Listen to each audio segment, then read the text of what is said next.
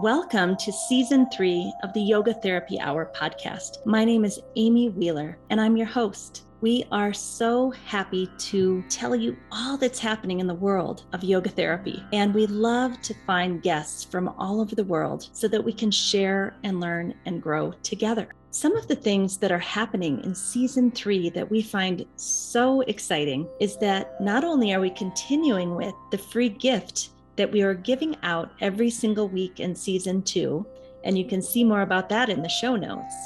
But now we are adding a YouTube channel, and you can see all of these podcasts on video. The YouTube channel is called Optimal State with Amy Wheeler. Some people like to watch video. Maybe you want to use it for one of your trainings. These videos on YouTube will be there for you to use for free. We would love your support. We have opened up a Patreon page that is going to help the podcast flourish and grow. You can help us to expand and grow and create more content for you. And we'd love for you to visit the Patreon page, which is called Optimal State and Yoga Therapy Hour podcast. So let's go into our guest today, and please nourish yourself, take time for yourself, and really relax into listening to the podcast. Welcome to the Yoga Therapy Hour. Today, we are going to be talking with Alyssa Pfennig, and I think you'll agree that our conversation is full of magic, of awe, and wonder. There are so many people who are looking for a big change in life. I think this pandemic has really given us all the opportunity to evaluate how our life was going before the pandemic. Were we running too fast? Were we trading in our self-esteem for a paycheck? Were we doing things that maybe were not in alignment with our dharmic path? And it kind of feels like this pandemic has helped us all to settle down enough, maybe stay home and go inward and do a little more yoga and meditation to start to understand that maybe we were on the wrong path. And so today's episode is about just that. Alyssa went inward and found a new way forward for she and her young daughter as they decided to move from Indianapolis in the United States, in Indiana, to San Miguel, Mexico. And the trust and the faith that it took to do that, and how she found her path forward and decided to go for it. And it has paid off big time for her health, for her relationships, for her financial well-being. Everything is going really well. So in this podcast, we talk about how to listen deeply to yourself to know when you're off your path and how to get back on, how to have the trust and the faith to move forward in a new direction, and what you might need to do for yourself to get enough quietude within to figure out what is the path forward. We talk about, since Alyssa has been able to do this for herself, she understands kind of the model from helping other people do it. And there's so many people, especially in the United States right now, but probably other countries too, that are saying things like, I'm ready for a big change. I want a big shift. I want to move forward into my dharma, into my purpose. I want to feel more alive, and I'm ready to take that jump. And I think today's episode will be really, really inspiring to those people. And it isn't just a jump with total blind faith. There's a lot of planning. One of the things Alyssa told me is that she hired someone to help her kind of scout out what communities had the values and the beliefs and the opportunities that she valued and she wanted. So while she was thinking about moving to the coast near the ocean in Mexico, after a lot of reflection and having this relocation consultant help her, she found San Miguel instead. And it's a great, great match for her. So maybe there's people out there that can help us move forward towards our dreams also that we haven't discovered yet. So I hope you'll enjoy this episode. I know I did. And here we go.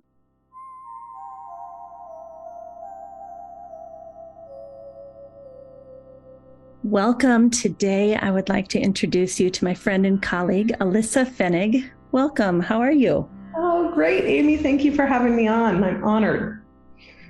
Well, you are one of my favorite people. Alyssa really graciously stepped in on very short notice when I had my illness a month or two ago and just came in and went into the Optimal State business course and just jumped right in with a full heart and open arms, and our students just loved you. And so I just want to start off introducing you as an intuitive coach, a business strategist, a yoga therapist, and I think you're kind of a digital nomad to some degree too.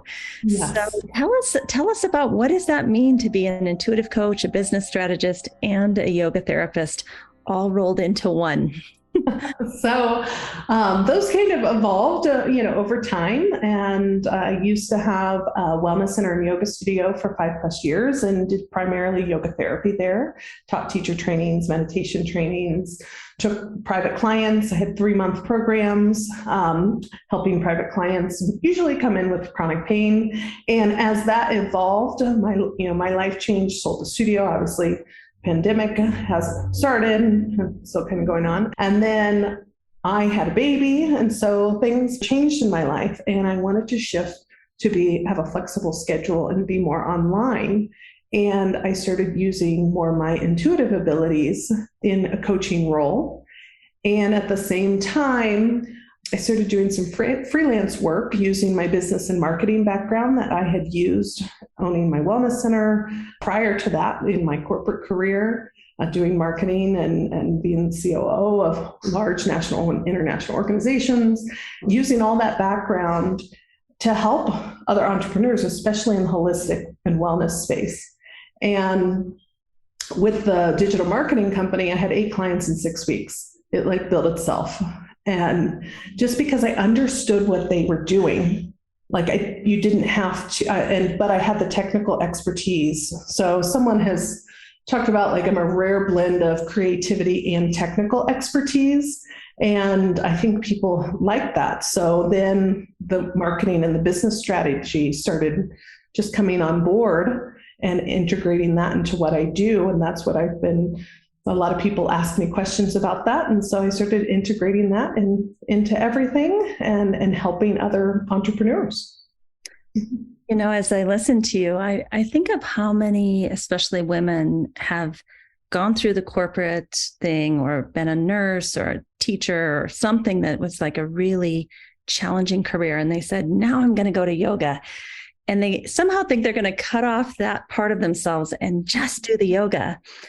And what they find when they get here is that all the things that they learned and knew back in the day in corporate or medicine or education actually come together to blend into who am I now. And so that's what I heard from you, is that, you were a marketing person in corporate America, and now it is kind of seamlessly merging, or has been for quite some time, I think, with your yoga career. Was that hard for you? Did you want to try to keep them separate and then finally gave into it, or what? Tell us about that. Yeah, it was an interesting thing because they were separate, and I had a struggle because I'm well, wait a minute, I know I hold this very intuitive, yoga therapist, spiritual medicine woman part of me. And then I have this business marketing. And I remember someone saying, you're using both left and right brain, and I can. But I know I feel my best when I'm using my creativity in whatever way. And so I kept them separate. And when I moved to Mexico, I woke up one day, because it was always in the back of my mind, what am I doing with these? And because I knew only doing digital marketing wasn't fulfilling my heart's calling and what my divine purpose is. And so I was maybe I can start merging these and putting these together. And I put together, there's a lot of Facebook groups and WhatsApp groups, and I messaged everybody, what does everybody think about if we hosted a gathering? I teach for an hour and a half, 2 hours, And I talk about the energetics and the personal development piece of business. And everybody was like, yes, yes, yes, yes, yes. And so I was like, let's see. And so it was kind of my little testing ground to see if they would merge and work. And it's just been amazing. And so I'm known, like a friend said, you're a mover and shaker in San Miguel. And I said, well, that's what I do. And so it was like this mastermind we put together was my testing ground. It's grown.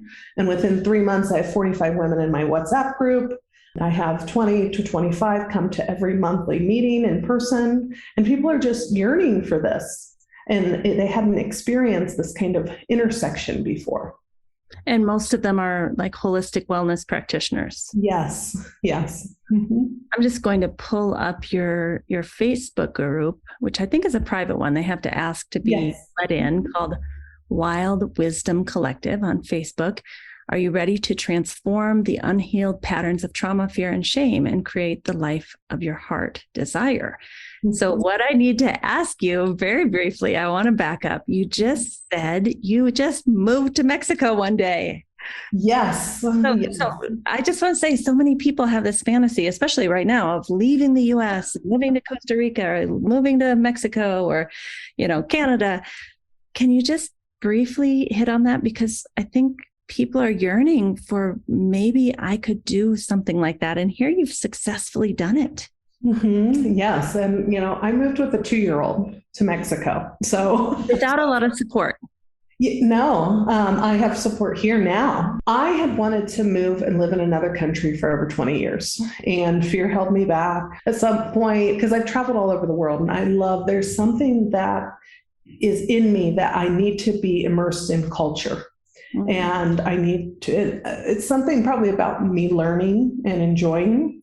And, we all do it. We have a heart's longing and we ignore it. It's fear-based, family dynamics, those sort of things. And I had to work through all of that. My mom was disappointed, but she supported me. My dad was not supportive at all. Now he's fine. So just so everyone knows, it's interesting how the dynamics change when you follow your heart. He's fine. We FaceTime and that sort of stuff. But I did work through all of that to finally move. And I had my daughter, and this is my family. And I moved my dog. She rode a truck from Indianapolis, Indiana to the center of Mexico and had a fun, adventurous ride. And so she's here. Just the three of you were in a truck. No, she went with in a moving truck, but in the front cab, I got pictures of them stopping at truck stops. There was another dog too, and they're playing. So there was a beautiful service here that does that, and then moves a few of my things. You could move with nothing here and get fully furnished apartment or something, but I wanted a few of my things. And so, we flew, and I didn't want my dog to be in a plane. So she had a little adventure of her own and enjoyed it and loved it. But my daughter was 2. She'll be 3 soon. I was just like, I'm going to take this leap because I felt like after I had my daughter, my physical body fell apart in many ways. I mean, I'm much better now. But I know it was because my heart was longing for something, and a move out of the country is something, like I said, I'd wanted for a long time. It wasn't just because of the pandemic or anything. I had planned for us. My yoga studio and wellness center was on the market, and I had a buyer lined up January 2020. And then, of course, we all know what happened in March. And so in April, my lease was supposed to be up. So I thought, I'm either going to sell it or in the lease and go, because now my priority is my daughter. I want a flexible online nomadic life, everything. It shifted everyone's lives in various ways. My studio sold in August still to that same buyer, which was still very nice for me, but it was hard. My daughter was 6 months old when the pandemic started. And we decided, because there was a lot of uncertainty, I was like, do I move with a 6-month-old, I guess at that time, to, I was still determining Mexico, Costa Rica, Panama, Europe. And it was just so much uncertainty. I stayed for another year. But then it still pulled on me, I have to go, I have to do this. And of course there was fear of resistance that came up, because that comes up when we're about to level up and make a leap and follow our heart. I came here a year ago and visited, and it was so easy for me. I instantly had my favorite taxi driver. I have the same nannies now that I met a year ago. And I remember seeing that trip. I think you put it on Facebook, and I remember thinking, wow, she looks like she belongs there. Yeah, that's how it felt. And so we finally made the move, let's see, 3 or 4 months later, 4 months later. I mean, I was ready to go, but it wasn't the right timing. So I always have to wait. We all have to wait for the right timing, right? And we ended up here in late October 2021, and it just, again, settled in. I have support. I have more support than I did in Indianapolis as a mother. So because of having some nannies that you can afford, and exactly. I mean, to think that you're there with this, entrepreneurial group that you've started, and you've got 45 people in the group and 25 show up regularly. You have not been there that long. No. things have just coalesced like that for me here. My daughter's bilingual. We were out in the countryside yesterday, and she's just having a blast. And we talked to our neighbors, and Mexican neighbors, U.S., British neighbors, all kinds, because there's about 15% expats here in San Miguel. It's San Miguel de Allende, and it's just walk down the street, and my neighborhood's amazing. It has a lot of foodie restaurants and big chefs and bakeries and that sort of stuff, and coffee shops. So, and then it's 20-minute walk to the center. But I can see it out. It all turned out so beautifully. We're going to talk even more about that. But way back when you were considering, should I take this leap? Is this absolutely bonkers because I have a 2-year-old? Like, how did you get through that interpersonally, like inside yourself? Like, what kind of work did you do with yourself to convince yourself that you could take that leap? Sure. I mean, lots of meditation and breathing, different styles of meditation, of course. I had to go inward and settle my mind so that I could listen to my heart, because it's so easy to get lost in the head of, but this and that, and I was like, but no, like my heart really wants this. And so lots of meditation practices. I'm a big fan of yoga nidra to really drop in and breathing. And I do a lot of yoga therapy practices and qigong practices as well, depending what I'm feeling in the moment and the styles. But that I had to regulate the nervous system and drop into the heart, and really, what does my heart want? Because it was so easy, and I know it is for a lot of people, to continue going through the motions every day and ignoring. But for me, I had so many health problems come up, and I knew it was because I needed to shift. It was a lot of stress, of course, after having a child, the pandemic, all that stuff, and doing it on my own.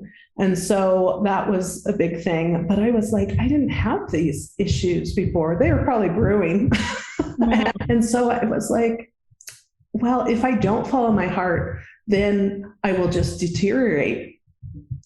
I had a similar experience. I was doing all this volunteer work for all these organizations, and I think I made a difference in the field of yoga therapy, but my body was falling apart. And as much as I thought it was the right thing at the time, I had to admit to myself that, look, my body wouldn't be going into these states of chronic pain if I were on the right path. Mm-hmm. That is so revealing.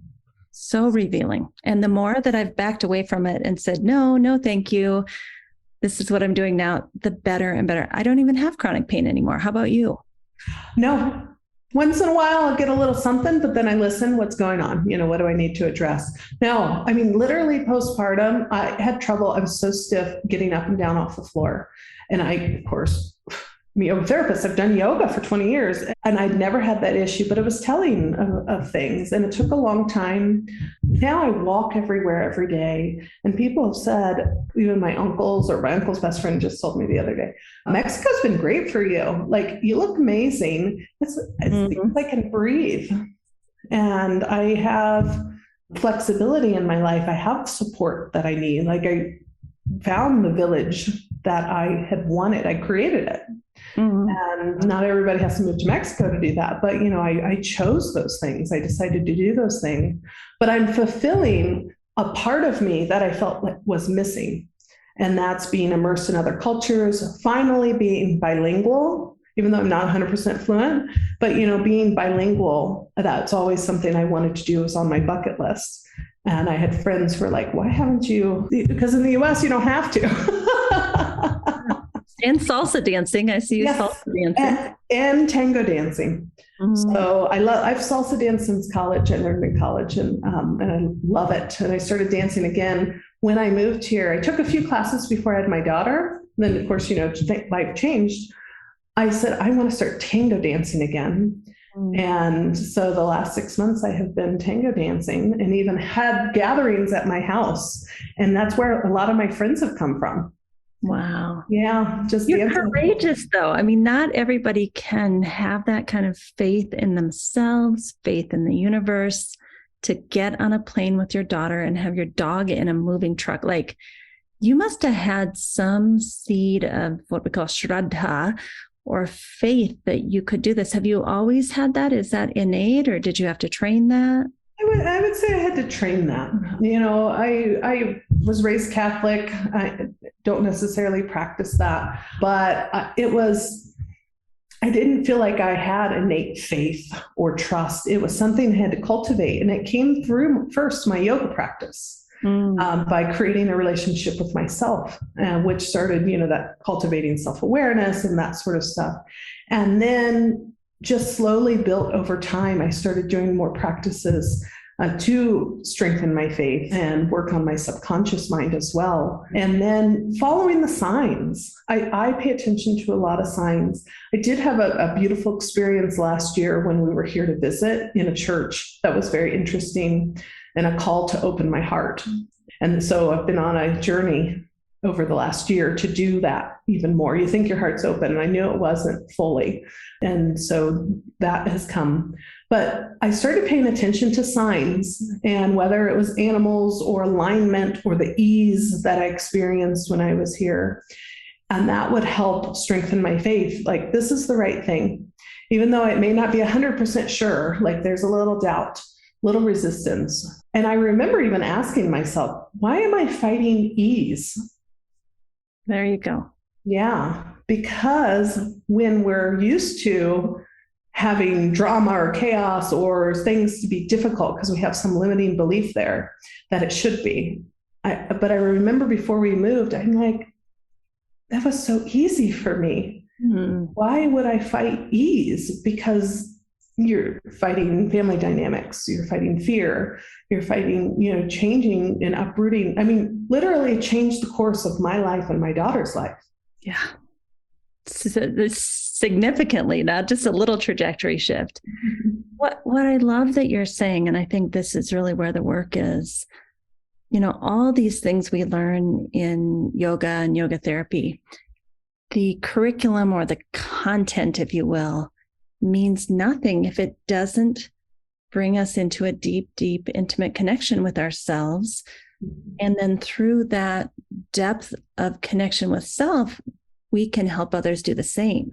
So when I think of you being an intuitive coach and a business strategist and a yoga therapist, to me, those all go together. But the seed of all of it is that Alyssa knows and loves and listens to Alyssa first and foremost. Alyssa looks for ease and lets the water flow where it needs to flow. Like, if you hadn't mastered that within yourself, you could never teach anybody else to do that. Not authentically, for sure. Exactly. And when you came into our business group that you teach for us, that's what I sensed. And probably before, why did I choose you to ask you to come in when I got sick? It's because I sensed that you knew you.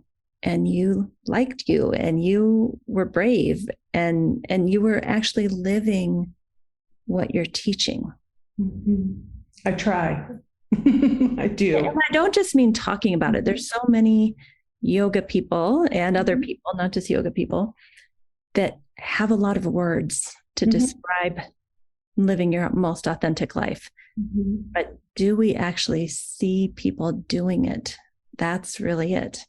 Like walking the walk. And I think you have. You know?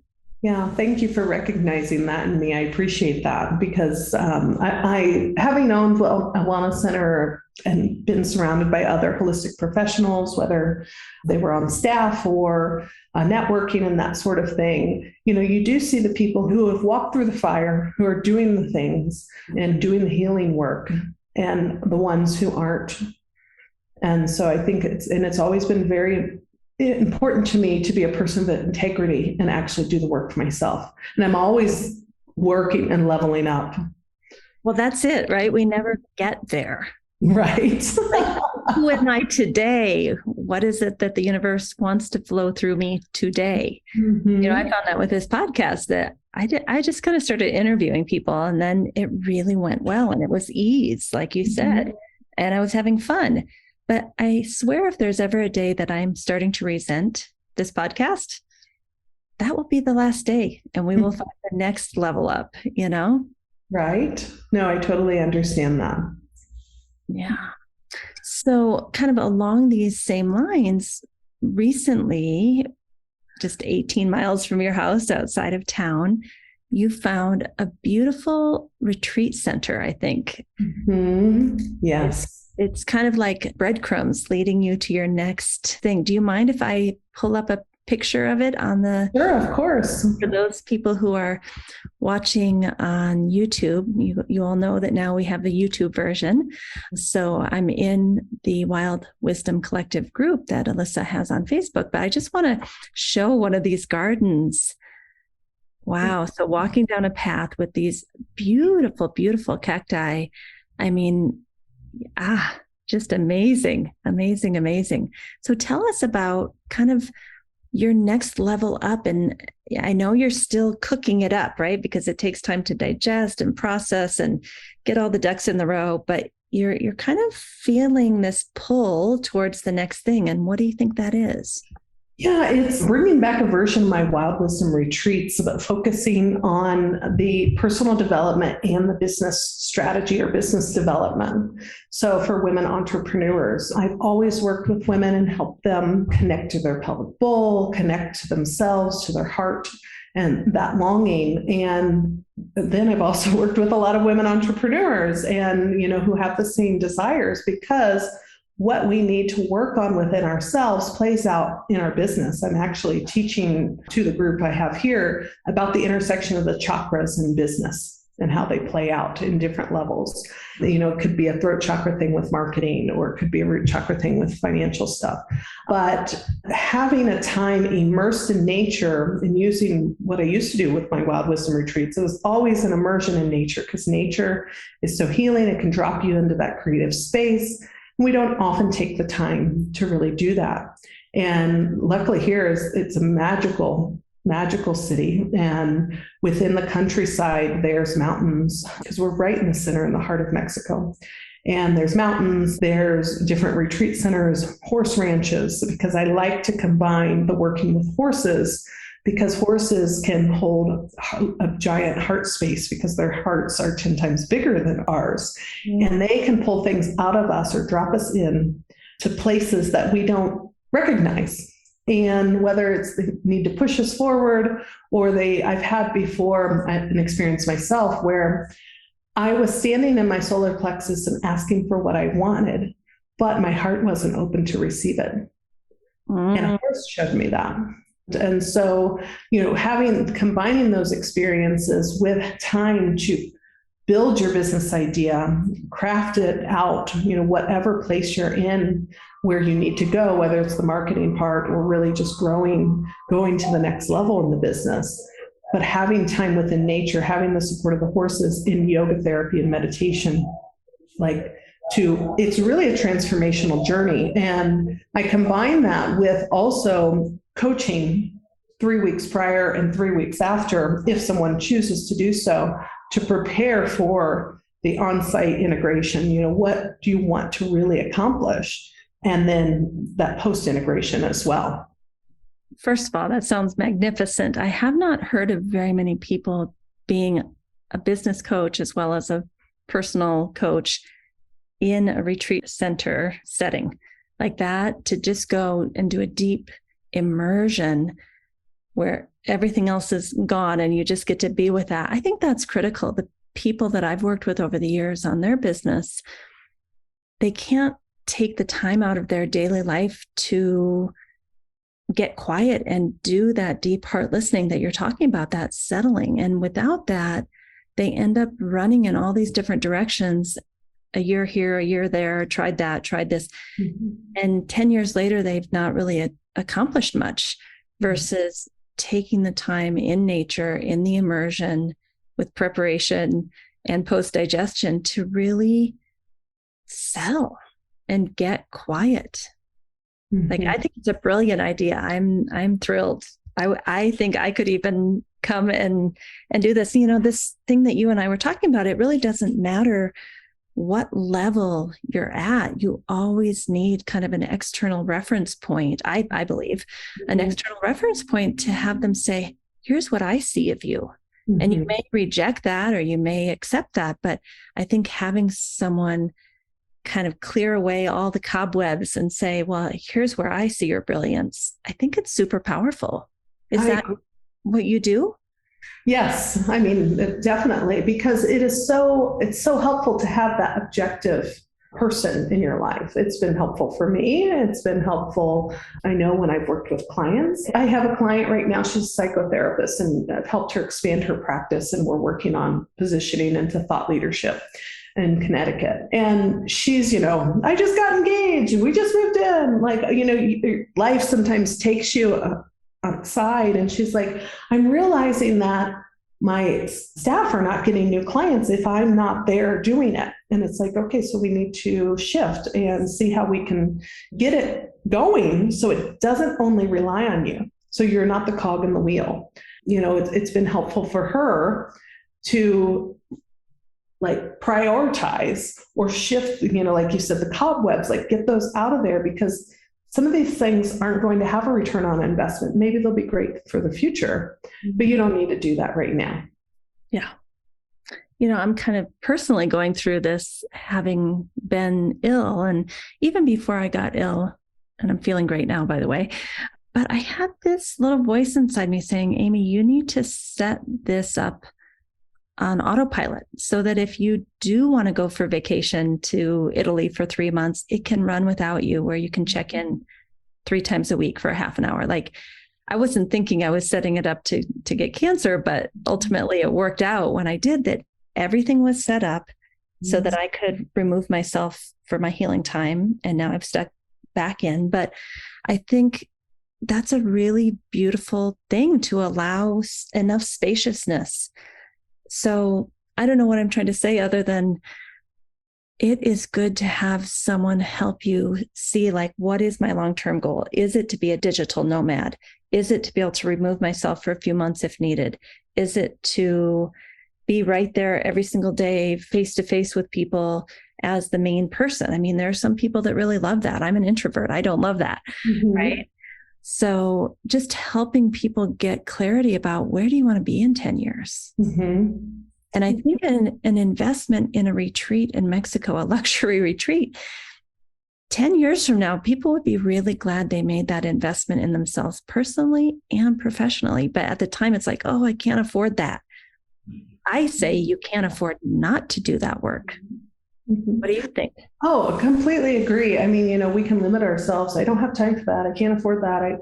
This or that. But it does transform. I remember being on a retreat myself, and it's when I owned the yoga studio and wellness center. And of course, like, I was like, oh, you have an anxiety just going and taking myself away to go on a retreat, even though I needed it, because I had the space, the immersion in nature, and I dropped in so much into my body and into my heart space. That's where my whole wild wisdom concept emerged from. And I remember being on the plane on the way back, like downloading everything, because it literally was downloading. I didn't have to create it in my mind. it was all downloading. Here are all the things I love. And I didn't have the name at that time. And I even was inspired by artwork in a gallery. And now when I sold the studio, I bought it. It was still available and it hangs, I shipped it here, and it hangs to remind me of the ancient wisdom that I share with the world and that I want, the spiritual medicine woman that I want to embody. But yeah, because like it's so easy for us to convince ourselves that we don't have time or the money or all these other excuses, life gets in the way because there's always something coming up. There always is. There always will be. But when we start to make space for ourselves, we actually can drop in and really, really connect with our true creativity, which lies in our pelvic bowl, but really connect and something that we've never even imagined can unfold when we go that deep. And that's the reason I have the immersion in nature as well, because I think that's an important part of it. You know, as I listen to you talk, some of my limiting beliefs are kind of percolating up. And I remember for a long time, and it's probably still true to some degree, I felt like if I don't have enough to survive or I don't have enough to thrive, how can I possibly invest more in something like this? Like, it just didn't add up. Like, I wasn't willing to put it on my credit card, hoping that there's a return. And on one way, I think that's a very smart business decision not to run up your credit cards, right? But in another way, to kind of take that care and nourishment that you give to everyone else in your life and say, no, I deserve some of this goodness too, and prioritize yourself. I don't think we can have abundance until we do prioritize ourselves. Mm-hmm. And a lot of women have trouble with that. Mm-hmm. I would see that when I hosted yoga teacher trainings, and a lot of women would come into the training saying, this is the first time I'm doing something for myself. My kids are 10 now, or, you know, that sort of thing, or this is something for myself. And I'm sure you've seen it. A lot of people come into trainings for personal development, not just necessarily, and then maybe they end up with a business, but it's like, yeah, I need to do something for myself. And it's true. We all have to. Yeah. Mm-hmm. So I want to pick up on another thread that I heard you talking about kind of indirectly, but I think you and I have discussed this privately too. Sometimes we have so many different directions we could be going in. We have, you know, I could do this, the pelvic floor work. I could do the heart opening work. I could do the retreats. I could do teacher trainings. I could own a studio. I could, you know, there's so many options. Let's say there's 45 different options that each of us could choose from. The biggest thing that I see when I help people build their business is they cannot focus. They can't decide what's the avenue, one or two or three things that I'm going to do because they're easy for me. I'm good at them. They look like they could be profitable. So there's a nice prana exchange, you know, but people have a really hard time narrowing down. They just want to do it all. What kind of advice would you give to them to help them figure out, here's a path forward that can be sustainable energetically, financially, emotionally? You know, how do you get people to focus? Because I think that's the hardest part that I've seen with people. It is the hardest part. I've seen the same, you know, even with myself, like I'm trained in a lot of different things. And that's why I've merged things together, because I felt separate. And that is where, you know, a lot of people can end up if they don't focus on the right things. Yeah, it's the hardest thing is finding out your niche and your ideal clients and who you want to serve and what you want to do. Being someone who loves to learn, I totally understand this. Like, I love to learn and create. But you said it, the path of ease. What is the path of ease? That actually aligns with what you enjoy. So you might understand this, you know, because of work, you know, you've done in the past. You may understand this, but does your heart want to do that? You know, and so even if you think you should or you could, what actually does your heart want to do, and what is coming easy? If you're finding roadblocks for some reason, then the path has to shift. That would be my advice, is really following, you know, what's coming with ease that's aligned with your heart, and pay attention to the signs and the messages. I do this exercise every once in a while. It's kind of a secret. I don't know if I should say it, but I will go through my calendar and give myself a rating on, say, 1 to 10, 1 being very low. No, that feels heavy. I don't want to do that. Oh my gosh. Ugh. All the way to 10, like, wow, I would do that for free for the rest of my life if somebody would let me do it. And I go through my calendar day by day and look at all the hours and give them numbers. And it helps me understand all the things I'm forcing myself to do because I think it's the responsible thing to do, or I have to do this in quotes for this reason or that reason. And when I do that and I find the things that I actually feel energized and light about, that gives me a lot of clarity. And, even this podcast, it sure isn't making me money. No, it's not making me money, but it gives me great joy. And so I'm trusting in that I will get what I need coming back to me because I'm giving to the community, right? So I don't know. That's just one little strategy I use. What do you think? I love it. No, I pulled up a little list because I always use the notes on my phone when I have something. But I had done an exercise, what brings me joy?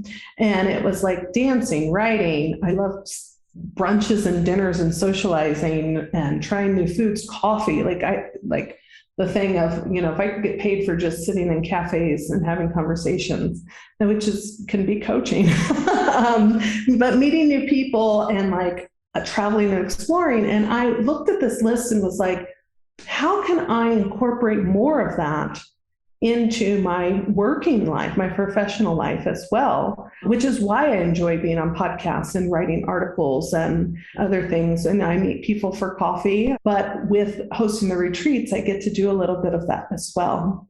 Especially, there's amazing food here. So get to enjoy those experiences. And the one thing I love about the retreat center is they do surprise things a lot. Yes. Dinner might be this way, or it might be under the stars, or that sort of stuff. And breakfast might be brought by a donkey, cute little things like that.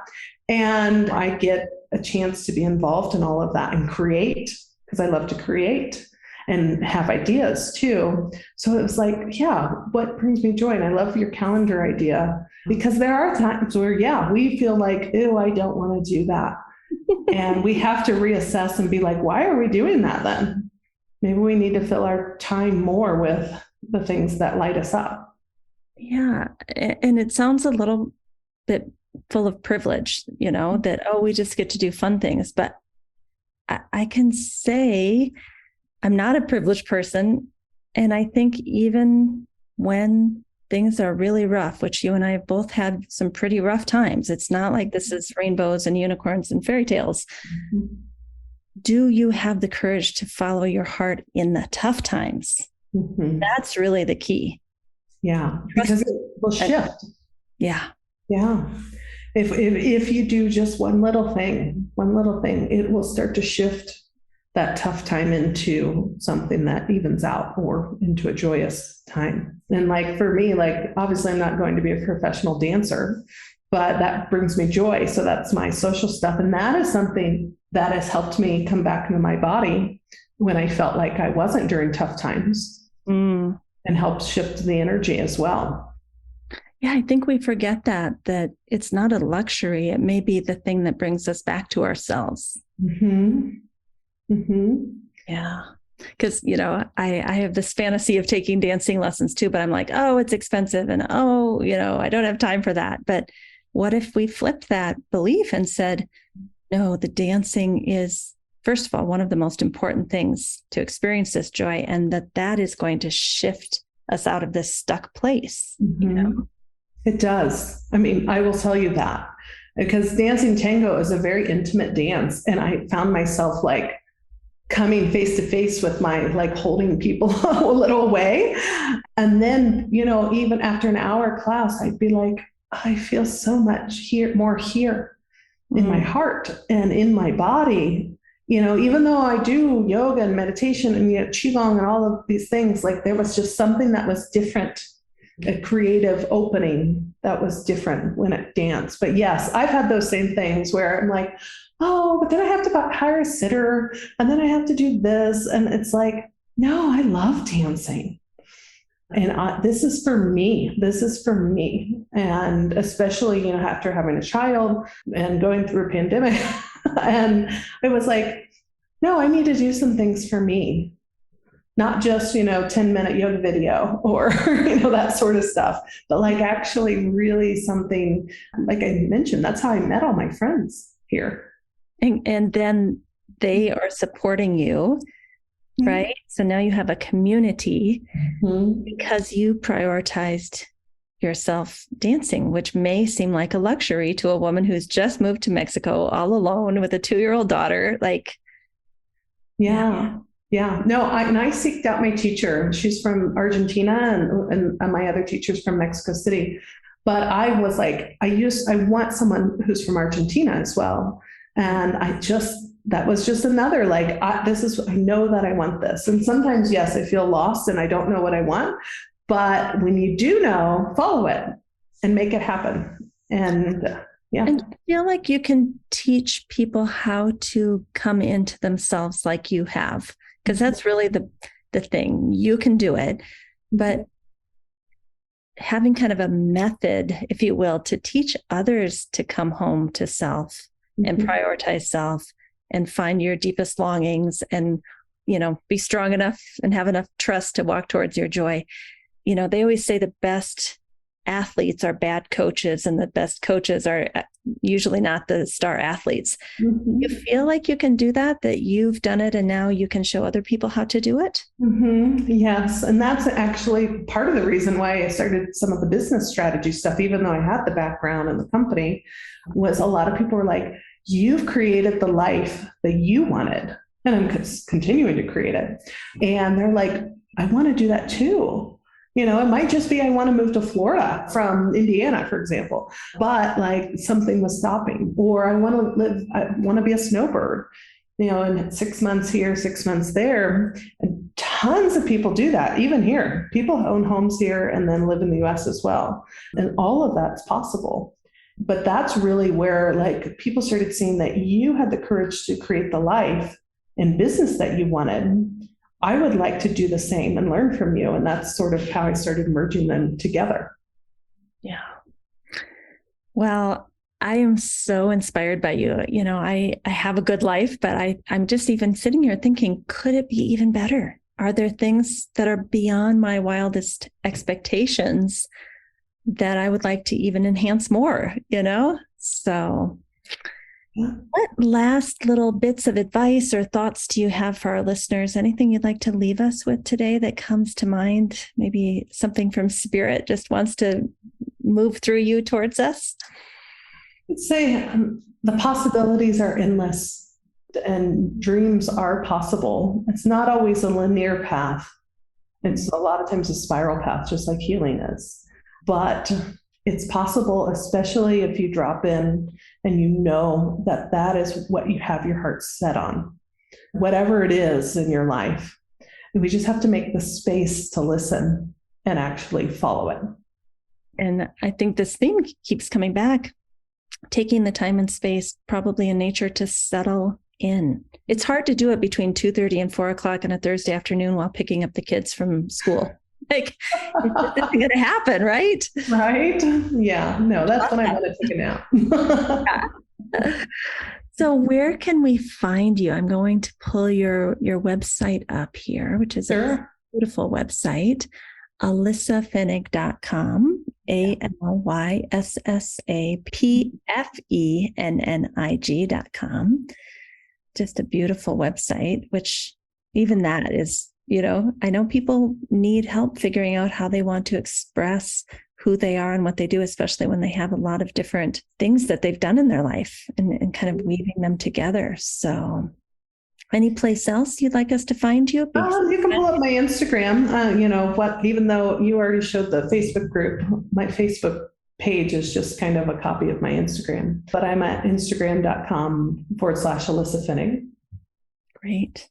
Well, thank you for spending time inspiring us today, getting us to think outside of our little box. I think we just get stuck in, this is my life. I have to do it this way. I don't want this, but I'm stuck, Mm-hmm. And I think you're showing us through your actions and your teaching that that's not the case. There's always potential.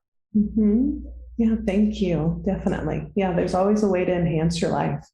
And how long till some of these kind of entrepreneurial plus personal retreats might come into fruition? Yeah, so I'm actually hosting the 7-week transformational Wild Wisdom Journeys that include a private retreat, like 4 people who want to go. But the public retreats that are usually around 8 to 10 people, I will start hosting those in December and periodically. But if anyone wants to do the journey and come more on the private organized retreat, we kind of determine the dates and do that pre-prep and post-prep, then we can schedule that pretty much any time as the group wants, because a lot of people will come, on their time. Right. Mm-hmm. Well, thank you so much. It's just been a pleasure today. Thank you so much, Amy, for having me on. Thank you to Alyssa. I really enjoyed our conversation. And it's just occurring to me that the pandemic has helped a lot of us kind of reevaluate our lives and how we want to move forward. But sometimes it's something like a personal health issue that helps you to get your priorities straight. And I was taking some notes this morning as I was in meditation, and I just want to read them to you. I was meditating and then writing some things down that were coming to me, and then meditating and just kind of going back and forth between the pencil and the meditation. And, I was thinking about a time when I had a lot of faith and trust, and then times when I didn't have so much faith and trust. And the times that I had total faith and trust, I had an acceptance that there was going to be death and dissolution. I knew that I had been loved so well in this life, so beautifully. I was feeling good about my contribution to humanity and to the world. I felt this sense of oneness in nature. And so that gave me a lot of faith to move forward. The times that I have not had that faith or that trust, here are some of the things that I wrote: fear that there won't be enough, not enough resources, feeling isolated, out on my own, feeling separated, not having enough material foundation in my perspective. Those are the things that made me feel like, no, I can't have faith to move forward. And so then I kind of reversed it as I was doing this kind of active reflection / meditation. It's a very Deskacharian thing to use deep self-reflection as a form of meditation. I went back to that second list of when I was feeling separated and isolated and out on my own. And I thought, what's the reverse of that? What are the things that help me to come back into the first list, right? Which I'll go back to: feeling loved, feeling good about my life, knowing I've done good work, feeling part of the oneness of the universe. I'm not separated. And the things that I came up with, I'm flipping my papers, you can hear me, that having my little cabin in the woods in nature is enough. I live in a cabin from 1920s in the woods, and that is enough. What more do I need?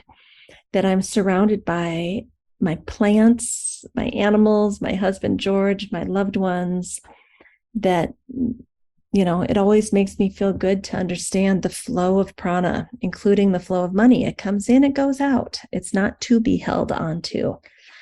That it's really my state of mind of appreciating the things I have in my quiet life that gives me abundance. There's nothing outside of me that gives me that. It's my inner sense of abundance.